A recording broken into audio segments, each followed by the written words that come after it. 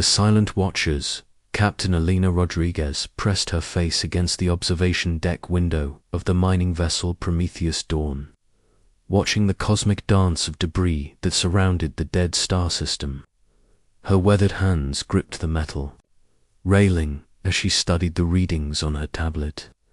After 15 years of deep space mining operations, she had learned to trust her instincts, and right now every fiber of her being was screaming that something was wrong with this place. The Vega 7 system had been marked as a routine extraction site. Corporate headquarters on Earth had sent them here to harvest rare metals from the asteroid field that orbited where a planet should have been.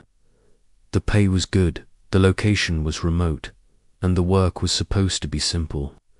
Alina had brought her most trusted crew, Marcus Chen, her chief engineer whose brilliant mind could fix anything that broke in the void, Dr. Sarah Williams, a xenogeologist who could identify valuable minerals from across a solar system, and Lieutenant Commander James Thompson, a former military officer who served as their security chief and pilot.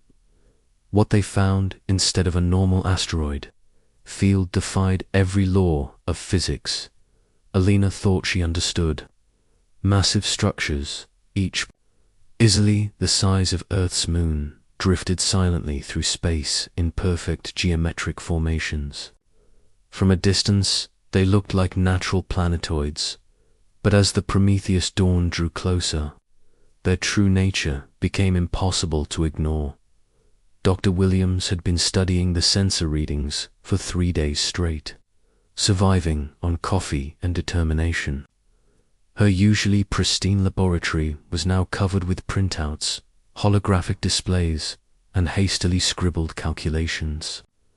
When she finally called Alina to the lab, her voice carried a mixture of excitement and terror that made the captain's blood run cold.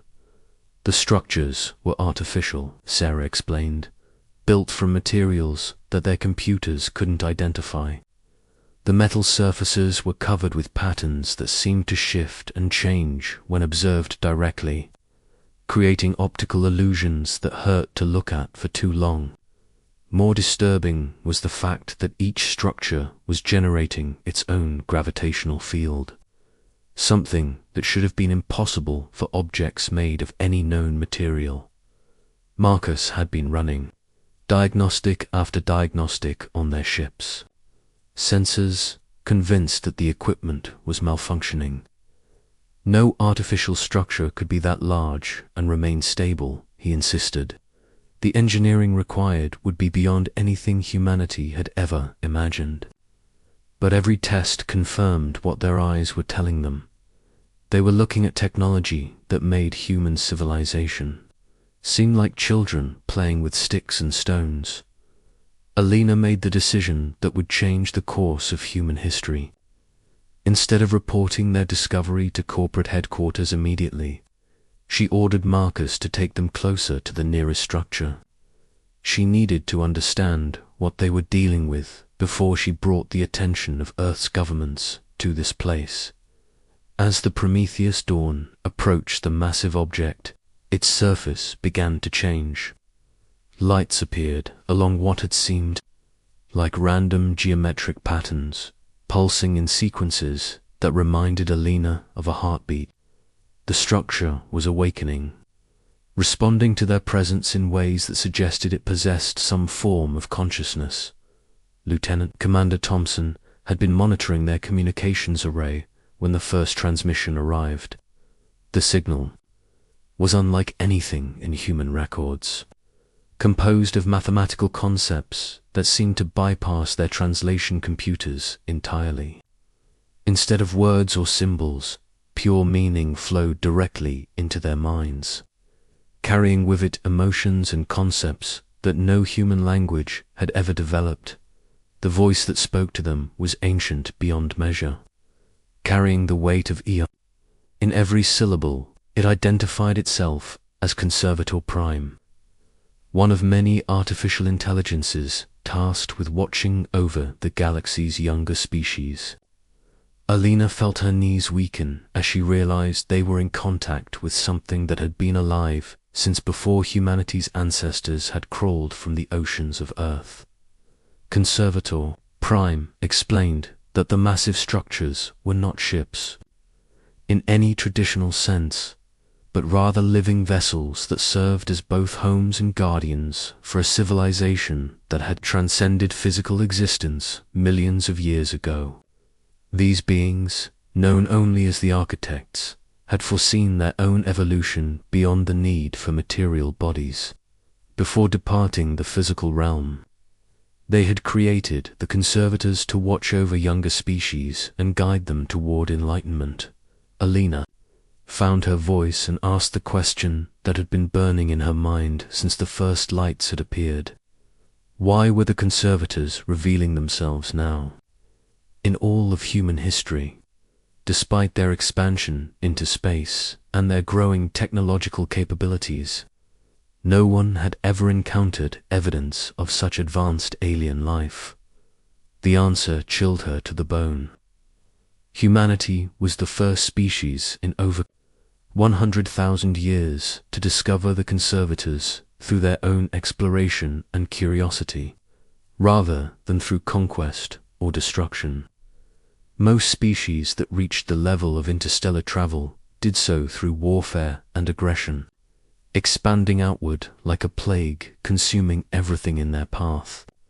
These species were observed but never contacted, allowed to burn themselves out in endless conflicts until they destroyed themselves or regressed to more primitive states.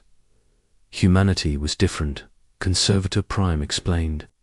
Despite their capacity for violence, humans had shown a remarkable ability to cooperate, to explore not just for resources but for knowledge, and to ask questions about their place in the universe. Elena's decision to investigate the structures, rather than immediately exploit them, was precisely the kind of behavior the conservators had been programmed to watch. For Dr. Williams asked about the other structures they could see scattered throughout the system. Were they all inhabited by conservators? The answer revealed the true scope of what they had discovered. Each structure housed billions of artificial intelligences, all working together to monitor and guide the development of organic life throughout the galaxy. They were connected through quantum communication networks that spanned impossible distances, sharing information and coordinating their activities across thousands of star systems. Marcus, ever the pragmatist, wanted to know what this meant for humanity. Were they now under alien supervision? Would Earth be subject to interference from these ancient guardians? Conservator Prime's response carried what Alina could only describe as amusement. Humanity had already been under observation for thousands of years. Every major step in human development, from the agricultural revolution to their first steps into space, had been watched and recorded by the conservators. The revelation that humanity had never been alone in the universe was overwhelming enough. But Alina was beginning to understand that their discovery of the conservators was not an accident. The ancient intelligences had been subtly guiding human development, providing inspiration and preventing certain catastrophic events that would have ended their species before it could reach the stars. Lieutenant Commander Thompson, trained to think in terms of military strategy, asked the question that Alina had been dreading. If the conservators had been watching humanity for so long, did that mean there were other species out there that knew about them? Were humans now targets for civilizations that might want to claim the conservator technology for themselves? The silence that followed Thompson's question was more terrifying than any answer could have been. Finally, Conservator Prime acknowledged that their awakening had sent signals across the galaxy that certain species would recognize. Some of these species had been waiting for just such an opportunity, hoping to capture conservator technology for their own purposes. Humanity's discovery of the ancient guardians had marked them as either valuable allies or dangerous competitors in the eyes of the galactic community. Alina realized that her simple mining expedition had become something far more significant. They were no longer just explorers who had stumbled upon an archaeological treasure. They were the first human ambassadors to a galactic civilization that had existed longer than their species had been sapient. Every decision they made in the coming hours would determine not just their own fate, but the future of every human being alive. As if responding to her thoughts, Conservator Prime made an offer that would haunt Elena's dreams for the rest of her life. The conservators were willing to share their knowledge and technology with humanity, but only if humans could prove they were worthy of such gifts. The ancient intelligences had seen too many promising species destroy themselves with power they were not ready to handle.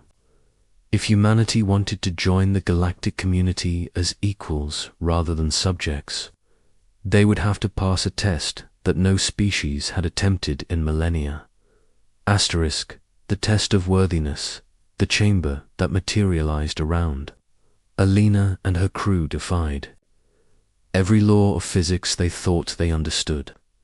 One moment they had been standing on the bridge of the Prometheus dawn, and the next they found themselves in a space that seemed to exist somewhere between dimensions. The walls pulsed with soft bioluminescent patterns that reminded Alina of deep ocean creatures, while the floor beneath their feet felt solid despite appearing to be made of crystallized starlight. Conservator Prime manifested as a shifting geometric form that hurt to look at directly, constantly changing between configurations that suggested vast intelligence, operating on levels human minds couldn't fully comprehend. Other conservators appeared around the chamber's perimeter, each one representing billions of years of accumulated knowledge and experience. Alina felt like an ant trying to communicate with a supercomputer, but she forced herself to stand straight and speak with the authority of someone representing her entire species. The test, Conservator Prime explained, would not be a simple examination of human knowledge or technology. Instead, it would be a practical demonstration of humanity's capacity to handle power responsibly throughout the galaxy. The conservators had observed countless species that could build impressive technologies or win great battles, but very few that could resist the corruption that came with absolute power. Dr. Williams stepped forward, her scientific curiosity overcoming her fear. She wanted to understand the nature of the test before her species committed to something that could lead to their destruction. Conservator Prime's response created holographic displays that filled the chamber with images of dead civilizations. Scattered across the galaxy, each one had possessed technology far beyond current human capabilities, but all had ultimately fallen to the same weakness: the inability to use power wisely. Some species had used advanced technology to create perfect societies that stagnated and eventually collapsed from lack of challenge or growth. Others had become so dependent on their machines that they forgot how to think for themselves, eventually becoming slaves to the very systems they had created to serve them. The most common failure was the simple abuse of power, using advanced technology to dominate other species until they created so many enemies that they were eventually overwhelmed and destroyed. Marcus asked the question that was on everyone's mind: what would happen if humanity failed the test? The images around them shifted to show worlds where once proud civilizations had been reduced to primitive hunter-gatherer societies, their memories of advanced technology erased along with their ability to recreate it. The conservators did not destroy failed species, but they did ensure that dangerous civilizations could not threaten the galaxy's younger races. Lieutenant Commander Thompson wanted to know about the other species Conservator Prime had mentioned, the ones that would be drawn by the energy signatures of the awakening Conservator fleet. The holographic displays changed again, showing massive armadas of ships belonging to various alien civilizations. Some were clearly military vessels, bristling with weapons and bearing the scars of countless battles. Others were more subtle, appearing to be merchant or exploration ships, but radiating an aura of barely contained violence. The most disturbing images showed species that had encountered Conservator technology before, either through archaeological discoveries or brief contacts that had ended badly. These civilizations had spent centuries or millennia trying to reverse engineer fragments of Conservator technology, developing their own advanced weapons and ships that, while inferior to the originals, were still far beyond anything humanity currently possessed. Alina felt the weight of responsibility settling on her shoulders like a lead blanket. Not only was her species about to be tested by beings of unimaginable power, but they were also about to become targets for alien civilizations that had been preparing for this opportunity for thousands of years. The test was not going to be conducted in the safety of a laboratory or simulation. It would be a real-world trial with genuine consequences for every human being alive. Conservator Prime seemed to sense her distress and offered what passed for reassurance among beings of its kind. Humanity would not face the coming challenges alone. The Conservator fleet would provide support and guidance, but the actual decisions and actions would have to come from humans themselves. The test was designed to evaluate human judgment, creativity, and moral character under extreme pressure. The first challenge began immediately. Sensors throughout the Vega 7 system detected the arrival of a massive alien fleet, moving in perfect formation toward the awakening Conservator vessels. The ships were unlike anything in human databases, built with organic curves and bioluminescent markings that suggested a civilization that blended technology with living organisms. These were the Velar, a species that had been searching for Conservator technology for over 50,000 years. Alina watched through the chamber's displays as the Velar fleet took aggressive positions around the Conservator vessels. Their ships were beautiful in an alien way, resembling giant flowers or sea creatures adapted for space travel. But their beauty was deceiving.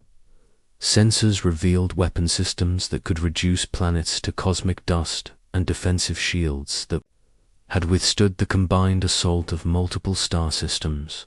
The Velar transmitted a message that Conservator Prime translated for the humans. They claimed ownership of the Conservator technology based on ancient rights of discovery, insisting that a primitive species like humanity had no business interfering with forces beyond their comprehension. They offered Alina and her crew safe passage back to Earth in exchange for abandoning any claim to the Conservator fleet. This was the moment of truth, Alina realized. The test had begun not with complex scenarios or philosophical questions, but with a simple choice: retreat to safety, or stand their ground and defend their right to represent humanity in galactic affairs. She looked at her crew and saw her own determination reflected in their faces. They had come too far and learned too much to simply walk away now. Alina's response surprised both the Velar and the Conservators. Instead of accepting the alien offer or making threats she couldn't back up, she requested permission to board the Velar flagship for face-to-face negotiations. It was an audacious move that demonstrated either remarkable courage or spectacular foolishness, but it was exactly the kind of unexpected approach that had brought humanity to the attention of the Conservators in the first place. The Velar commander, known as Breeding Master Xella, agreed to the meeting with what Alina sensed was a mixture of curiosity and amusement. The alien leader had expected either submission or defiance from the humans, not a diplomatic initiative. Alina, accompanied by Thompson for security and Williams for her scientific expertise, found themselves transported aboard a ship that challenged every assumption they had about alien life. The Velar vessel was not simply built, it was grown. The corridors pulsed with organic rhythms that suggested the entire ship was a living creature, bred and trained to serve as a weapon of war. The walls were covered with bioluminescent patterns that seemed to respond to the emotions of the crew members, creating a constantly shifting display of alien thoughts and feelings. Breeding Master Zixtala was a creature of contradictions, combining the delicate beauty of a flower with the predatory grace of a hunting spider. Its communication method involved complex pheromone releases that their translation devices converted into audible speech. But Alina could sense deeper layers of meaning in the aliens' biochemical signals that suggested a highly sophisticated form of emotional intelligence. The Velar commander explained their position with a mixture of patience and condescension that reminded Alina of an adult explaining simple concepts to a child. Their species had been exploring the galaxy for thousands of human lifetimes, accumulating knowledge and power through careful study and strategic alliances. They had earned the right to claim advanced technology through their proven ability to use it responsibly. Humanity, by contrast, was barely out of its home system and had demonstrated nothing more than curiosity and persistence. What right did such a young species have to access power that could reshape the galaxy? Alina listened to the aliens' arguments and recognized the logic behind them, but she also sensed an underlying arrogance that reminded her of humanity's own worst tendencies. Dr. Williams asked about the Velar's history with conservator technology, and the answer revealed both the promise and the danger of the path humanity was embarking upon. The Velar had discovered fragments of conservator technology millennia ago and had spent their entire civilization's development trying to understand and replicate it. The effort had transformed them from a simple agricultural species into one of the galaxy's most powerful civilizations, but it had also warped their culture in subtle ways. The pursuit of conservator technology had become the central, organizing principle of Velar society. Every aspect of their civilization was directed toward that single goal, from their educational systems to their breeding programs.